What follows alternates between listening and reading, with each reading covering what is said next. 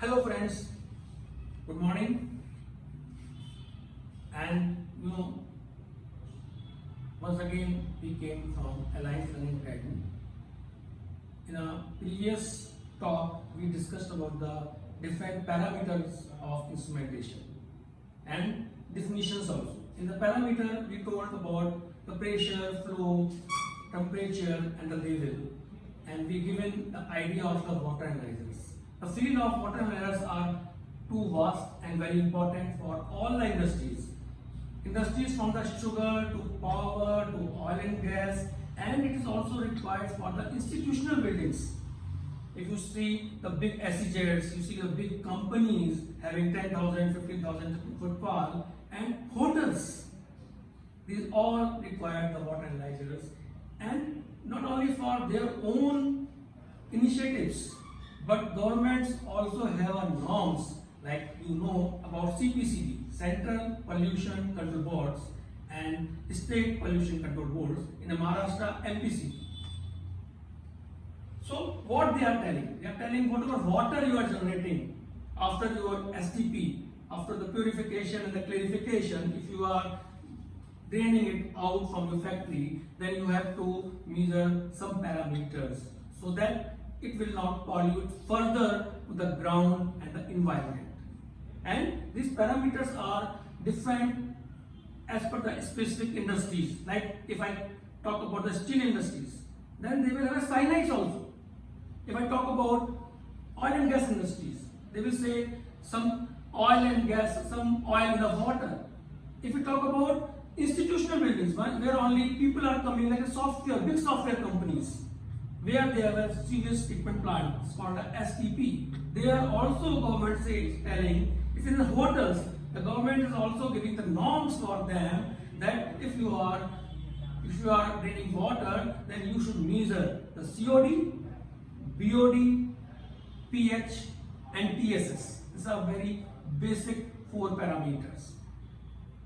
And in our offline and the online talks, I would say it's more discussions, because most of you are the experienced people or the professors, assistant professors who are having 10+ years experience in your respective fields. So I'm not saying it's like more of discussions in offline and online classes. And for the Alliance Learning Solutions, we not only have this theoretical things, we will do the practical, we will do the hands-on, and the third main point is we used to go to the different industries to check, see, do what we are learning in a theoretical ways, so that you can directly apply those things in your own career.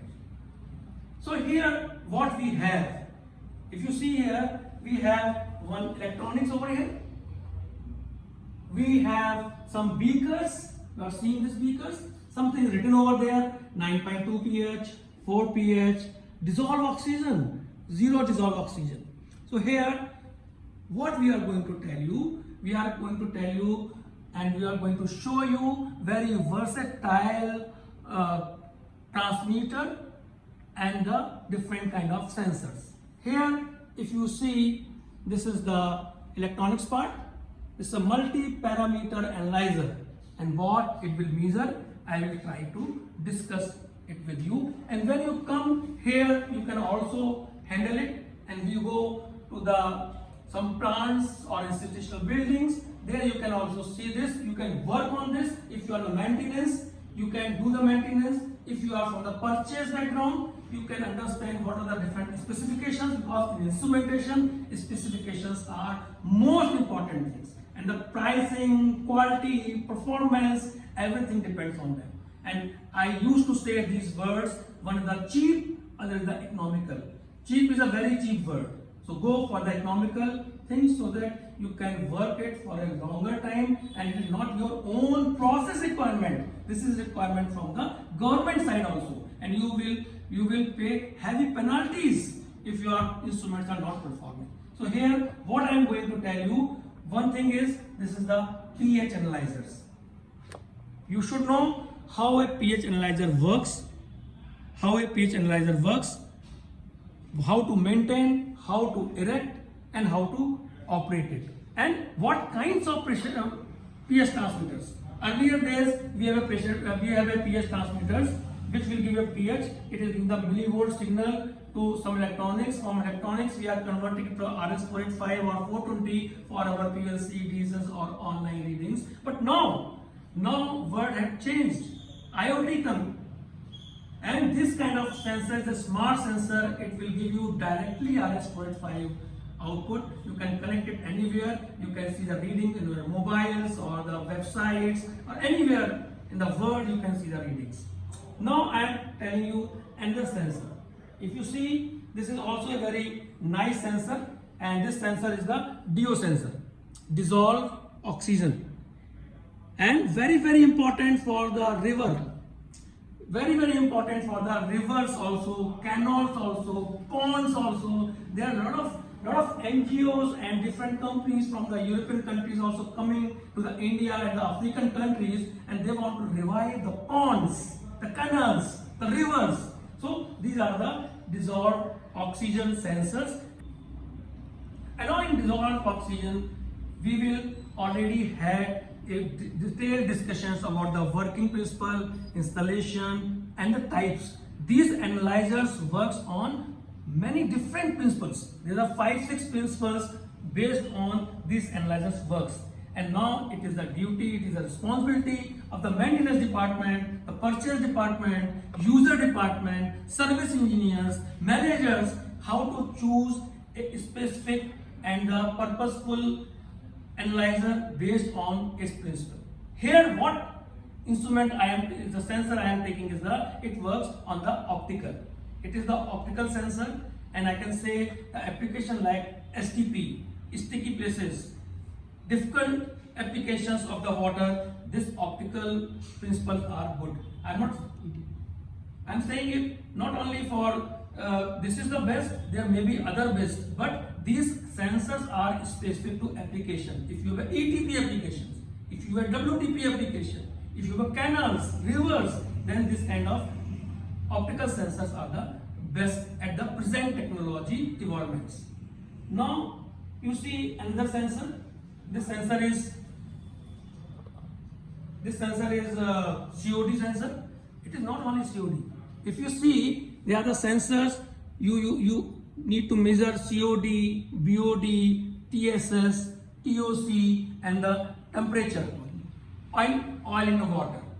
Okay, so what I am trying to say, we will have a detailed discussions, and we already had in some batches the details of these instruments.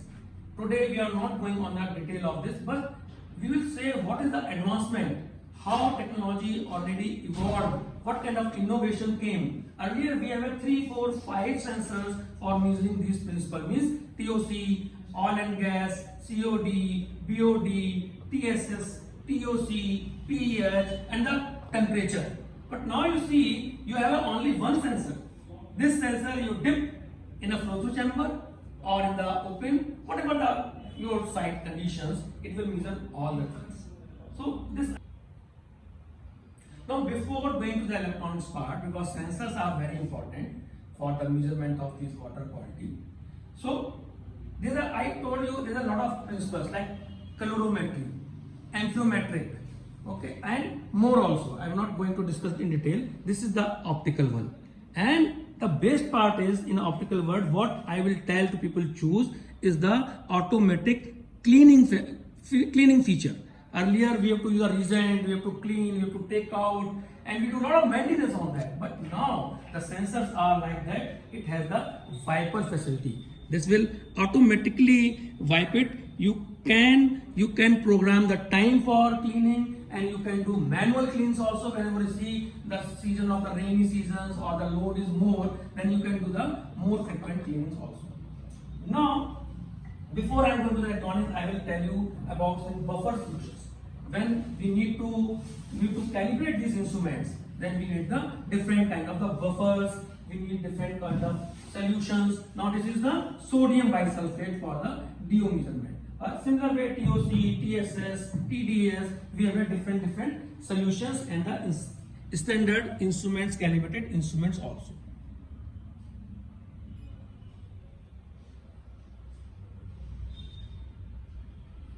Now we will focus about this online monitoring of multi-parameter. What is the meaning of multi-parameter? It means you are measuring more than one parameters. And what is the meaning of online? Online means you are getting this data online to different servers. Nowadays, what government told, it directly these analyzers has to transfer the data to their websites, and online availability of data is very important.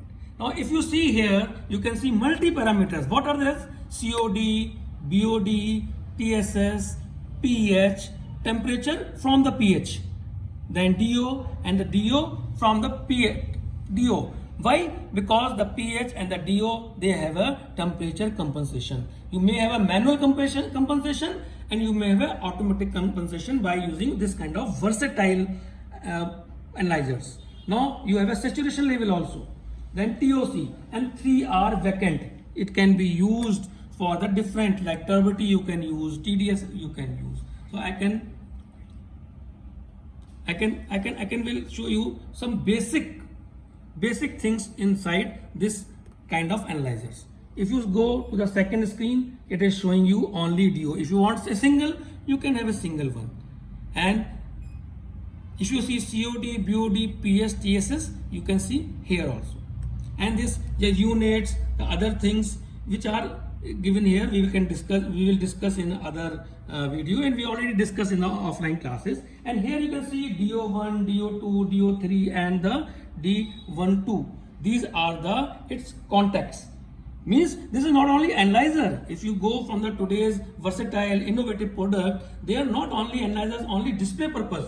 They are displaying as well as they can be used as a controller. Like you see in a STP, you will have a very good application for energy saving, where you can stop your blowers depending on your DO parameter. Here you can set it, and accordingly when DO is maintained, your blowers motors are off, and you are saving a lot of energy on that. You need not to purchase another equipment or PLC or the controller for that purpose. This analyzer can work for that. And 2-3 things more I will tell you about the innovative products like this. Like most of the different manufacturers, they have a very complex electronics to use by the user, because nowadays the use of these analyzers are increasing. Skilled manpowers are not readily available in all the places, mostly in the hotels, institutional buildings, for the canal or the river cleaning. No, the big process industries, yes, you have a skilled manpower, but all the places, it is not organized places, but these are the mandatory instruments. Then we have to choose electronics which is very user friendly, not friendly with the high tech people. So here if you see, it is a very simple user service factory. User only have to focus on the user. If I'm put on the user, it is asking password. I am giving password and I am putting OK and login. See, very simple.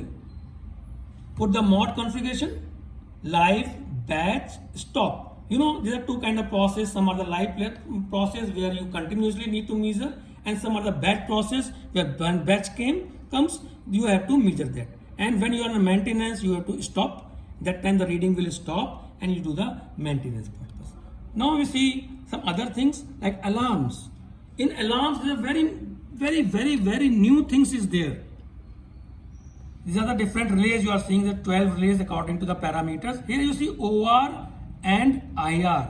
This is a very important feature where you can find if your range is more than 100, okay, then you put OR. It's an over range, 120, 110 also, that can cut the system or give an alarm or whatever things you want from that relay. And if it is IR, in the inside the range, my range is 0 to 100. Then if it is 80, 70, 60, you can select both of the things. This is the beauty of this kind of products. Now we can see the AI AO channel. AI means we already discussed in the PLC. AI means analog input. AO means analog output. Now we can see here. If you see here, we have a 3 AI in this, and we can see the 8 AO from that. Though it is also having the Modbus, you can do all the communications of Modbus where it has a better facility for the AIO channel ranges. Now, if you see calibration, that is the most beautiful things. No hassle in the calibration, because in a water analyzer, calibration is a one thing which is very important, and the service engineer or the maintenance engineer should have a lot of patience and analytical skills. But here it is very easy. If you see this screen, COD, TSS, turbidity, pH, DO, it is already given the ranges also. You need not to go further to think about the ranges. You just go to the market or have this kind of solutions in your hand, and like this I am showing you. You may have this kind of standard powders, standard solutions. It may be for TSS and the turbidity also, and you put in this and you can do that. And the DO, you know, you can do the air also. The DO sensor, if I will take out, it will very easily you can calibrate. If pressure you put, salinity is not required, DO value you put, and just put the calibration, tick will come. This is very easy. When you come and do the hands-on the site or this class, you can also understand this. Now we are going ahead. So see, I have to go again. See, now calibration we have seen RTC, it's a real time clock. Means a lot of companies who are having office in India, they are also having an office abroad. Or if you go for the northeast or some other places, Sri Lanka or Bangladesh, you have a time difference. So you can use this facility. And for the today's, I close it here only because we don't want to make a big videos on that. It's better you come to office, you come to the site and try to understand more of these things hands-on. If you do hands-on, you can do straightway things. And I will also request other companies also, they are also approaching me that if you have this kind of hands-on here or at some other sites, your people, your maintenance people, service people, or there will be sales people. If you want to train those sales team or the R&D teams or the purchase team, how to select the instruments, what is the parameters, what is the specification, what is the importance of those specifications, that will make your work more easy, and your people can work more efficient and more productive. Not only people, but your process can be enhanced by these all things. With this, I am giving thanks to all of you, my online and offline both friends from the Alliance Learning Academy, Pune. Thank you very much.